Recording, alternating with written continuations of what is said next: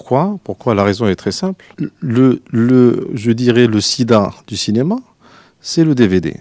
Le DVD, c'est quelque chose qui a vraiment précipité la chute des salles de cinéma au Maroc. Par rapport aux entrées des recettes, les dépenses sont beaucoup plus. On est surtaxé, nous avons une TVA de 20%, on est soumis exactement aux mêmes entreprises, la taxe professionnelle, l'IS ou bien l'IGR. Et tous ces taxes font qu'on n'arrive pas à joindre les deux bouts. Alors, ce qui se passe au Cinéma Rif, c'est exceptionnel. Parce que je suis le seul à faire ce qu'on appelle la transmission en direct par satellite de tous les opéras du Métropolitain de New York.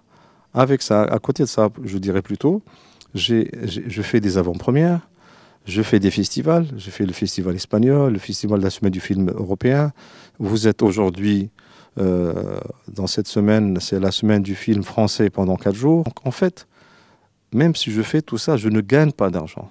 Okay, parce qu'il y a des droits qui sont très chers. La rénovation dans laquelle j'étais rentré la première fois, c'était de mes propres moyens. J'étais obligé de prendre des crédits, etc.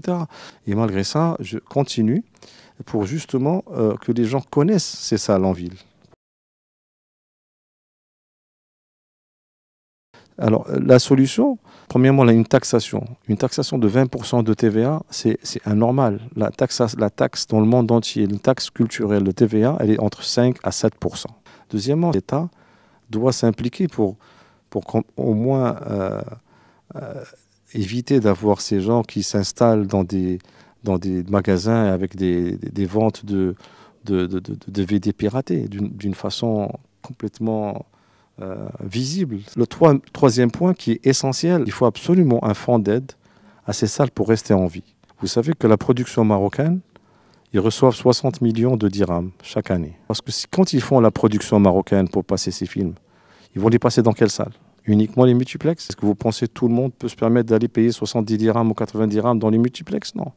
Nous sommes des exploitants qui sont en contact avec le peuple, avec la classe moyenne, la classe défavorisée, etc. Et donc pour garder ces salles en vie, il n'y a pas d'autre solution que de les aider.